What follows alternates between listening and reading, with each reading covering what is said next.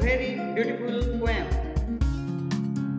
It is the 9th standard poem, the new syllabus of Maharashtra State Board. So, it is from the unit number 1. The name of the poem is The Hope is Things with Feathers. It is written by Emily Dickinson. Emily Dickinson,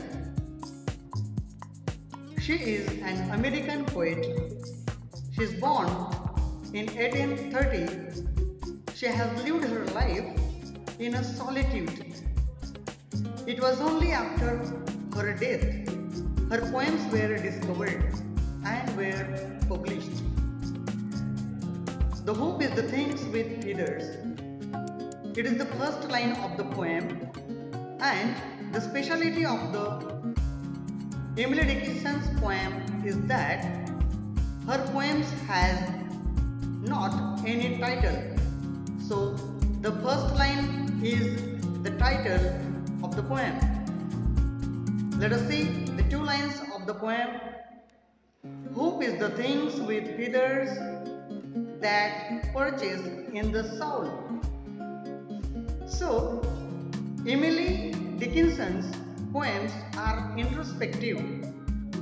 She is connected with the nature. In these lines, Dickinson describes hope as a bird which resides in the soul. This is called a personification. It is a figure of speech. It is a technique which is often seen in her poetry.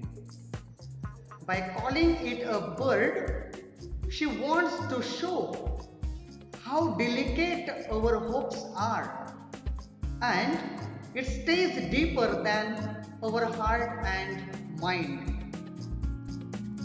This personification could also be the result of the deep attachment with nature.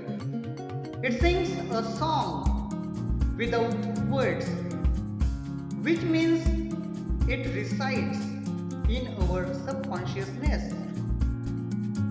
Our hopes are viewed without our efforts, sometimes, and are chain of wishes that we want to come true in difficult times and doubts. But even if our faith and belief fail us during the difficult times, we never stop hoping. We keep faith in hope, and we hope without any effort, knowledge, or any force being applied to it. The next lines of the poems are, and sweetest in the gale is heard, and sore must be the storm that could abash the little bird that kept so many warm. These lines talk about the persistence and the strong nature of the hopes. That hopes are heard only when we are going through our toughest times. Hopes are more frequent and strong, but there are times when the strong winds could just bash our hopes and leave us shattered. By the storm, she means the difficult times in our life. So storm means the difficult situation in our life, which puts us through a test of faith and strength. And when sometimes things do not go according to our wish, these moments could kill all our hopes and brings us to a question and disappointments. However, these hopes have kept us warm and have pushed us forward in all the difficult times of our lives. These hopes help us to take our lives forward and wait for the happy times that are followed by the sorrowed ones. The next lines of the poem, I have heard it in the gilliest land and on the strangest sea, yet never in extremely I asked a crumb of me. In these lines, Dickinson describes that how in difficult times of our life, She has heard a voice of hope inside her, which kept her going through her life.